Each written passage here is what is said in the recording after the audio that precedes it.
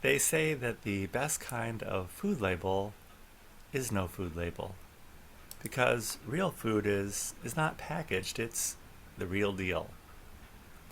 But most foods we buy do have labels because they're made up of lots of different things. It's very seldom purely one thing. Even when we're in the market to buy bologna, we find out later we're sold a lot of other things along with it. In politics, we often wonder, how did we get sold a bill of goods?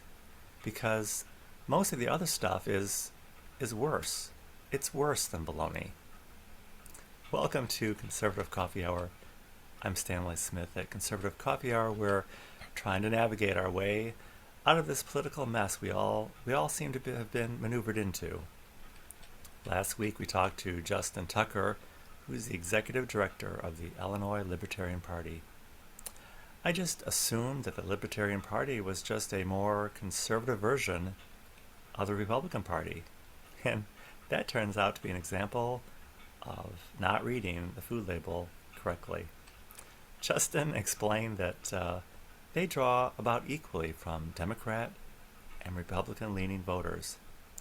Justin seemed especially keen on the topic of legalizing marijuana, and he didn't seem particularly anti anything. One of the most startling things Justin shared was that he wasn't particularly keen on President Trump because as president, he did nothing to reduce the size of government. Later, I thought, what does the Democrat Party or Republican Party actually stand for? So I Googled it. And it was actually kind of hard to find information on either party platform. But the search for Democrat planks came up with the idea that they're pro-union, they support workers' rights, and are interested in racial equity issues. And when I Googled the Republican Party, it took me directly to the Republican Party of the Ukraine. When I finally found something about the U.S. Republican Party, it said they were anti-union and in favor of fiscal responsibility. Wow, it was all very, very thin on information. We all have an idea of what these parties are about, but in fact we know very little. And most of what we know is just hysteria to distract us from what's really going on. And what is really going on? Well, we're heading toward a November midterm election, and we've been told that this is the most important election cycle of our lives. Some of us have voted early, those of us who will be working in the election, and others will wait to election day. Justin from the Libertarian Party told us that they reach a certain percentage of voters each election cycle, and as the numbers tick up, the Libertarians are able to establish themselves as a more viable party long term in more and more counties.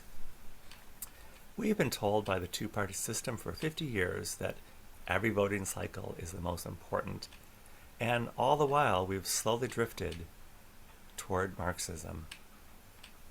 Currently, we have the U.S. government comprising almost a third of the gross domestic product in this country. We may not have experienced a violent Marxist revolution in this country, but the result is essentially the same. The unbridled growth of government is buying up control of everything, and eventually we will be dominated by the government in every aspect of our lives.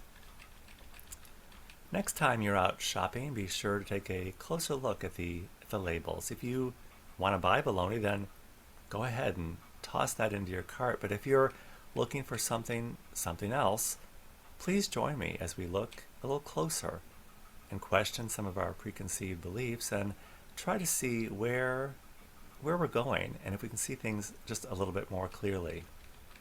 This Saturday, we welcome David Shepard, who's a police officer running for state representative in the 36th District.